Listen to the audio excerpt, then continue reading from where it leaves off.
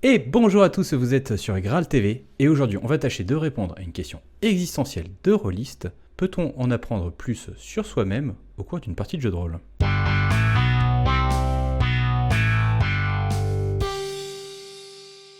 Depuis le début de nos pérégrinations rôlistiques, nous avons présenté divers jeux qui, pour la plupart, ont un impact émotionnel fort. Dans celui d'aujourd'hui, ce ne sera pas juste un impact émotionnel fort, ce sera aussi un sacrifice qu'il faudra faire et choisir.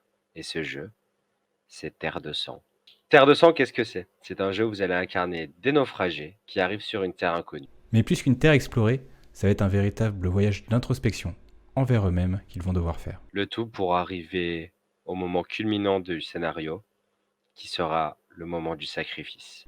Un véritable choix cornélien que les joueurs vont devoir prendre en leur âme et conscience. Maintenant que l'ambiance est posée, comment est-ce que nous jouons à Terre de Sang? Une partie de Terre de Sang commence au final un peu comme un jeu de rôle classique. On va créer notre personnage pour la partie. Pour cela, il va falloir tirer deux augures qui vont être des espèces de signes astrologiques qui vont nous donner un petit peu le caractère de notre personnage pour cette partie. On va donc lui choisir une appellation, son surnom, et on va lui choisir un ancrage. Et cet ancrage va être quelque chose de très important. Ça va être un peu sa mentalité, sa phrase type, et qui va se terminer par Ainsi va le monde.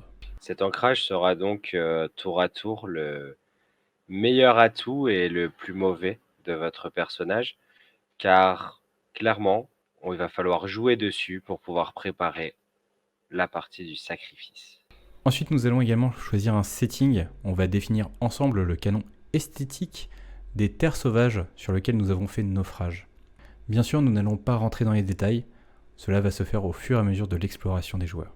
La mise en place de ce setting permet donc une immense liberté, que ce soit du médiéval fantastique, du space opéra, voire même du néandertalo fantastique. À partir de là, la narration est libre. Le but va être de créer une belle histoire ensemble, et surtout une histoire qui va être riche de sens, plutôt que de parvenir à la conclusion. Le but va être d'amener des tensions, des choix.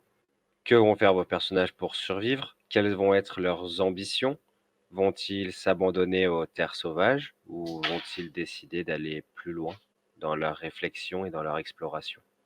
Afin de faciliter cette démarche, le jeu est découpé en différentes phases qui sont représentées sur un plateau afin de nous aider dans la narration.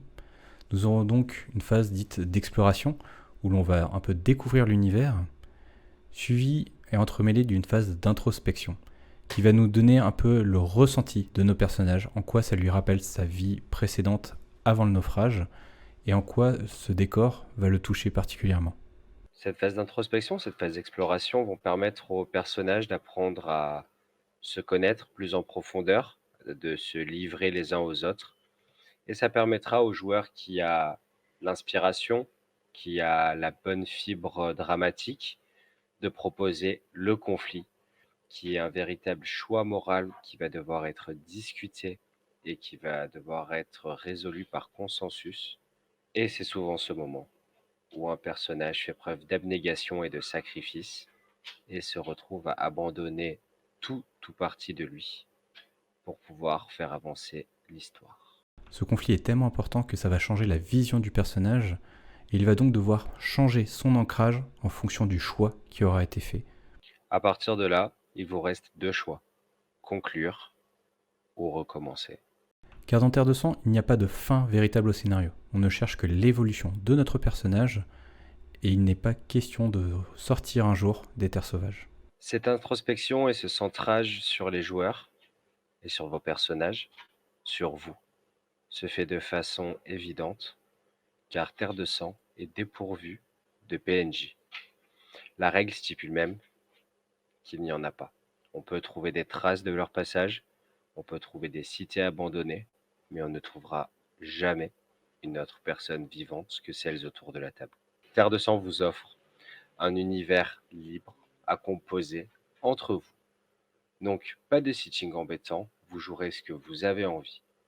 De plus, pas de prise de risque pour votre personnage, du moins pas de prise de risque non considérée, car vous en tant que joueur êtes le seul décisionnaire de son destin. Vous n'avez également besoin d'aucun matériel spécifique. Vous pouvez jouer à Terre de Sang à peu près n'importe où, n'importe quand.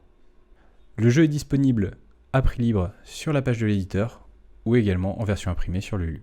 Il faudra faire donc preuve d'écoute, de consensus et de réflexion pour pouvoir créer l'histoire la plus mélancolique et la plus belle possible.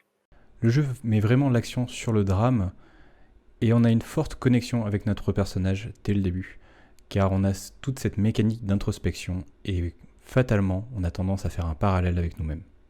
Néanmoins, jouer à Terre de Sang va vous demander d'être averti. Effectivement, vous êtes au courant maintenant. Il va y avoir des sacrifices, et plus les sacrifices sont gros, plus la partie est intéressante. Et ce n'est pas évident de expliquer pourquoi notre personnage est bouleversé. Il va falloir un véritable travail sur soi-même, un travail de roleplay, un travail de narration, et c'est un exercice qui n'est pas facile, surtout lorsque l'on n'est pas habitué à ce genre de jeu. La volonté de l'auteur est de renforcer cette dimension dramatique par un sentiment d'isolement. Donc les joueurs les plus classiques qui ont l'habitude des PNJ seront vite perdus. Il faudra pour cela soit quelqu'un qui ait les épaules pour mener la partie, soit quelqu'un qui a déjà participé à une partie. Et donc, peut-on en apprendre plus sur soi-même en faisant du jeu de rôle ? La réponse est oui. Un jour, nous vous surprendrons avec des réponses négatives, mais pas pour l'instant. Aujourd'hui, nous préférons vous laisser dans une introspection et une réflexion de vous-même à travers un drame que vous n'aurez pas à vivre, mais que vous aurez interprété. Est-ce que tu as quelque chose à ajouter ? L'HTD est bien joué.